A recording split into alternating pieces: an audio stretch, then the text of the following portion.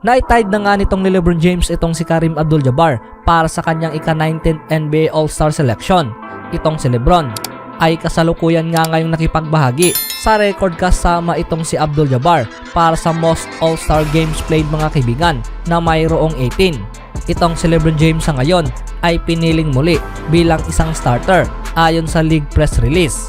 Sa ngayon mga kaibigan, inilabas na nga ngayon ang lahat ng starters na siyang pinangunahan sa mga manlalaro na sina Nikola Jokic, Zion Williamson, Stephen Curry at Luka Doncic na siyang kabilang sa other starters mga kaibigan na pinili sa Western Conference.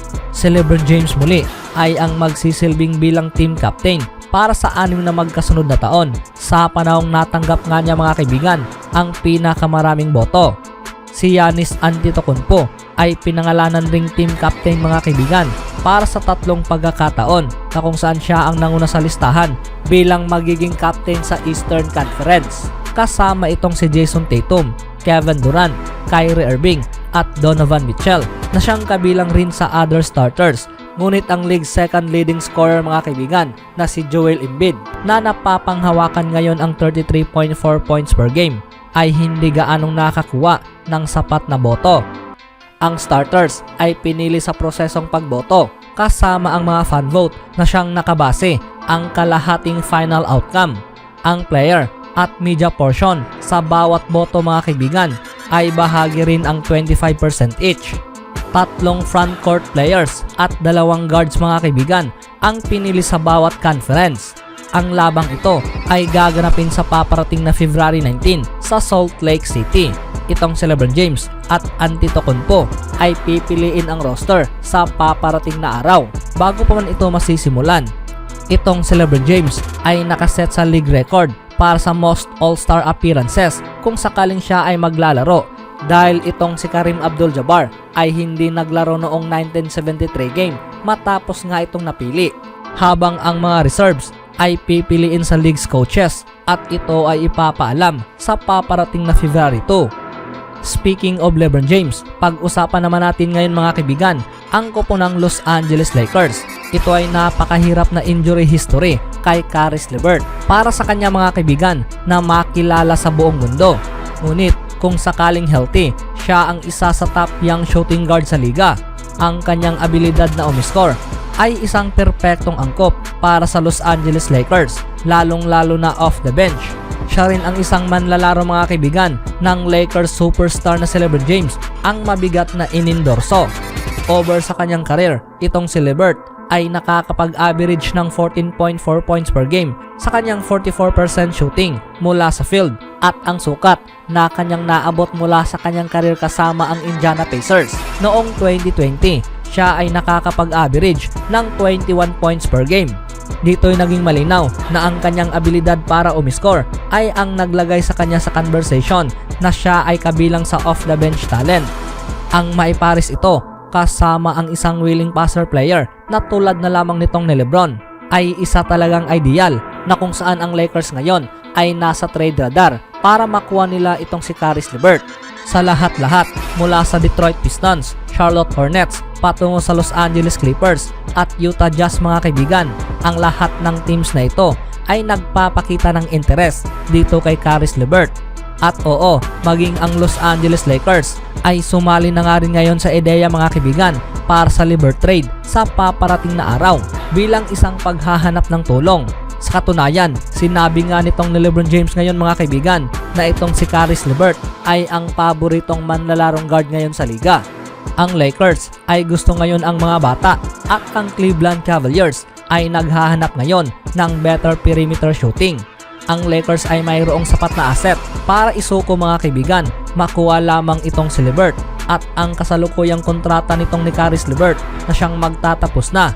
Ang Cleveland mga kaibigan ay kailangang maganda ng napakalaking bayad in order na mapapanatili nila ang manlalarong ito. Kasama ang Lakers na nailink dito kay DeMar DeRozan, itong si LeVert mga kaibigan ay nakakapag-provide rin ng similar skill set at mas murang pagpipilian sa pagkakataong ito. Isama mo pa na itong si Caris LeVert ay makakapag-provide rin ng iilang tunay na value para sa Lakers mga kaibigan kung gusto nga nilang ipagpatuloy ang trade na ito. Sa kabilang banda naman, itong si Steve Kerr ay natitiyak na naging masaya mga kaibigan na makuha ng Warriors ang pagkapanalo sa score na 122-120 laban sa kanilang rival Memphis Grizzlies.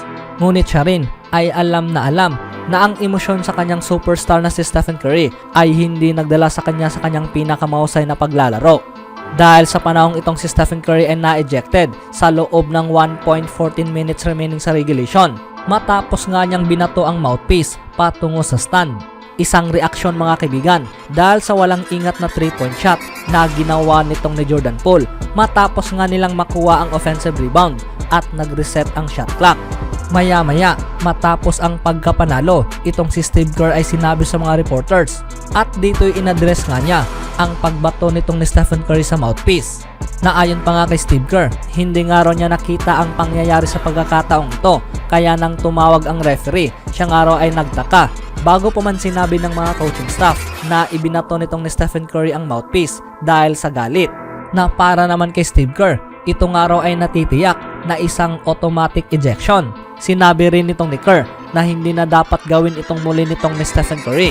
Ngunit para naman sa kanya mga kaibigan, siya ay proud na proud sa kanyang mga players dahil sila ay buong lumaban at nag-execute down the stretch at nakuha ang pagkapanalo. Ang unang itinanong dito kay Stephen Curry matapos ang laban ay patungkol rin sa insidenteng ito at pinaliwanag kung bakit sumama ang kanyang loob sa pagkakataong ito. Na ayon pa nga kay Stephen Curry, naging crucial ang panahon sa laban at sa pamamaraan kung paano pwedeng magtapos ang kanilang season.